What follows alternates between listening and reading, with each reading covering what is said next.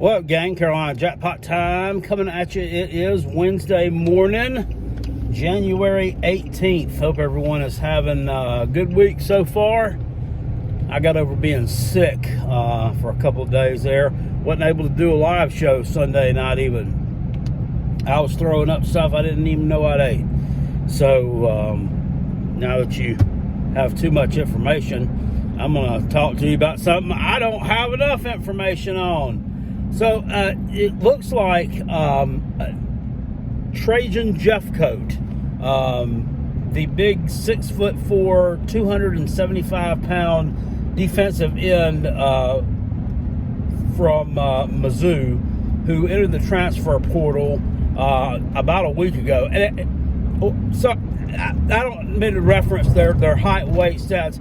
When I'm talking about these players, I feel like I'm talking like I'm Jim Ross from back in the WWE days.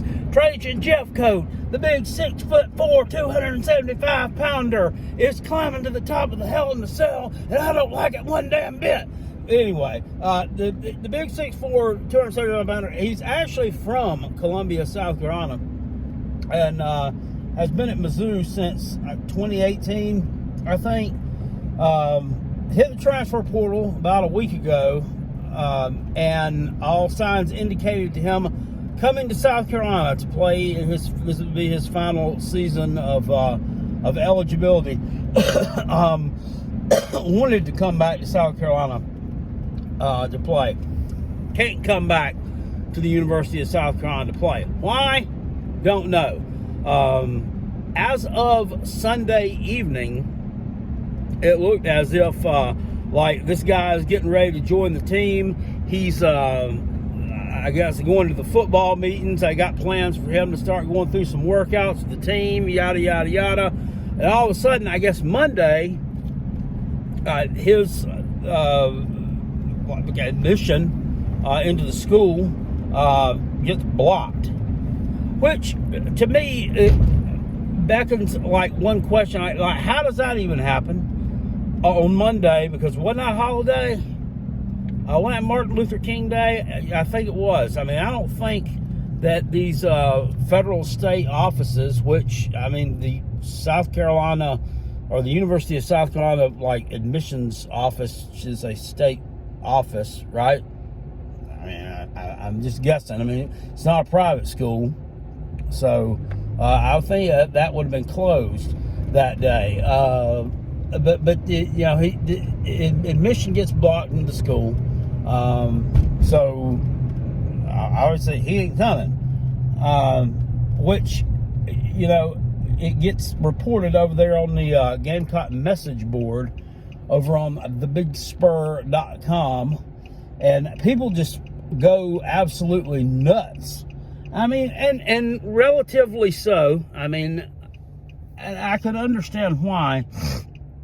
In the write-up, it said this, not being able to add this guy to the team, which he's been at Mizzou since 2018, didn't play, it doesn't look like, in 2019. I can't find anything on that. I don't know if he was injured or whatnot. Red shirt, he didn't play. He's amassed like 11.5 sacks from basically the little bit that he played in 2018, then 2020, 21, and 22.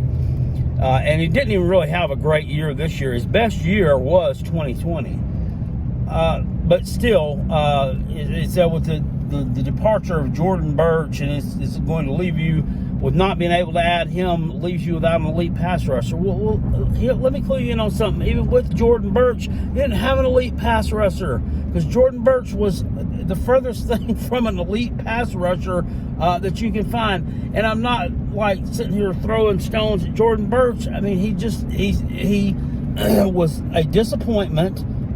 He has not lived up to billing. He is a developmental project right now, to put it mildly, when he should have been a developmental project back in 2020, his freshman season.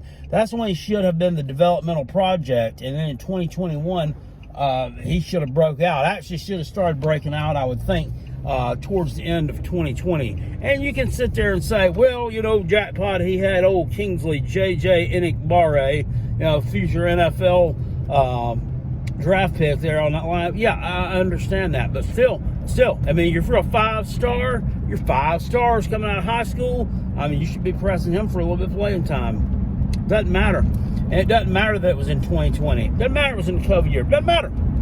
Doesn't matter. I mean, your stats shouldn't have mattered. I mean, you wasn't out there playing two-handed touch. They didn't say don't get too close to him. Socially distance yourself when you're trying to tackle him. Socially distance yourself when trying to make a sack. No, I mean, I don't want to hear it. I mean, it's just not been there. So, yeah, everybody gets kind of up in arms. I think they had actually posted the address to the admissions building and all this stuff on the thread. Anyway, this one particular thread I can't even find anymore. And then some news comes out, I guess this was yesterday, that it wasn't, or maybe it was late Monday, that one of the other guys from the BigSpur.com reported that it was not academic related.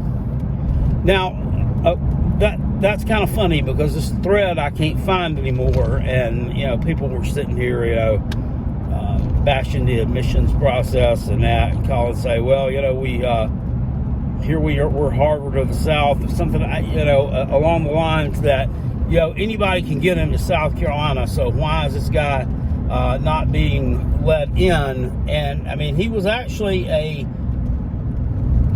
SEC honor roll student, I guess, for a couple of semesters there.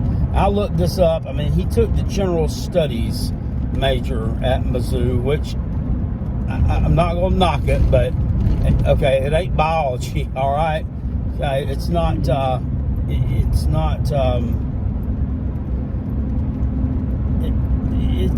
your most difficult degree to obtain. We'll say that.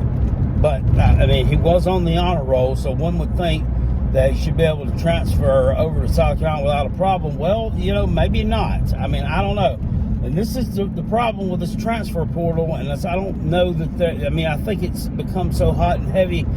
Is there actually the guidance there for these kids to be able to get into the school that they want to transfer to without a hitch, to make sure that they've taken classes, to make sure that they've got the grades in the classes that they need to transfer to the school that they want to transfer to. I mean, I don't know. Are academic advisors at the outgoing institution willing to work with you on that process? Are you going to have to do it yourself? Are you smart enough to do it yourself? Those are all questions that that come up now when we see this scenario play out. That really, just baffles the mind and makes you wonder, how great this process is. I mean, South Carolina's losing out here. I mean, I would think that the guy would be able to, maybe take some classes somewhere and enroll in the fall. That's just me. I don't know. But, I mean, he's been in college for at least 4 years, if not 5. I mean, does he really want to continue to go that route? I don't know. 11 and a half sacks, though, over basically a 3-year playing period is heads and shoulders above what Mr. Birch did. So, but like I said, then again, it don't take a lot. So here we go. This is going to have to be, a position of need for the Gamecocks. And, hopefully they've got someone that can be developed here. I know that Jordan Strawn, the kid from Georgia State who transferred in, his first year was actually last year, 2021. Played pretty decent. He actually led the FBS in sacks during the COVID year, 2020. He tore his ACL against Arkansas this year and was out for the season. He's supposed to be back next year, but who knows if he'll be full speed. We've seen players with these knee injuries before come back, and they're just not the same. And then we've seen some that can come back from the supposed knee injury and beat the Gamecocks on one leg. So I don't know. Time will tell on that one. Hopefully this guy will be a big contributor once again, because they're going to need it. That's been a position for the Gamecocks that's been kind of lacking. Even when Kingsley JJ Enigbare was at South Carolina. I always got to say his middle name with his first name, because that's the only way I've ever heard it said. I don't know why that is. That's like one of the only individuals that comes to mind that I've ever heard their name spelled out that way. It's not like the defensive front was vaunted, okay? It's been a long time since anyone's feared South Carolina's defensive line. And in 2023, once again, guess what? They ain't. So, back to the drawing board. But, I want to leave you with this. Once again, this just points to South Carolina still has some of that Will Muschamp stink left on the program. And you say, well, what's that got to do with anything, Jackpot?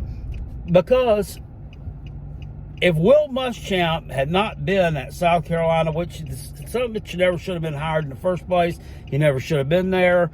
He was a failure at Florida. Who in the world thought he was going to be able to succeed anywhere else, especially like 1 year after you got fired? We're going to put you back in the head coaching role.